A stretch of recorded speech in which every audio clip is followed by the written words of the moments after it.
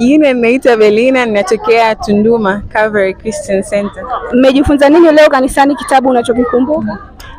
Tumejifunza kuhusu kanisa kuwa mwili mmoja katika Kristo kwenye kitabu cha Wakorintho wa kwanza sura ya 12 mstari wa kwanza hadi 25.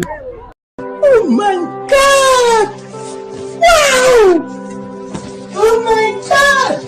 Kwenye kitabu hicho kinazungumza kuhusu viungo. Unafikiri wewe ni kiungo gani katika kanisa? Naweza nikasema ni macho. Kwa nini unasema wewe katika kanisa ni kiungo cha macho?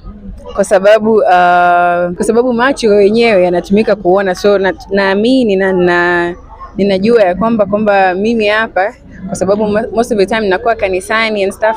Kwa hiyo okay, nina maswali mengine matatu ya kukuuliza hapa, unaweza kunijibia? Ni ishara gani inayowakilisha Roho Mtakatifu katika Matendo ya Mitume? Ishara inayowakilisha Roho Mtakatifu katika Matendo ya Mitume. Kwenye Matendo ya Mitume ameandika ishara nyingi. Ishara ya kwanza ni kunena kwa lugha, na ya pili ni pia kupitia matendo yako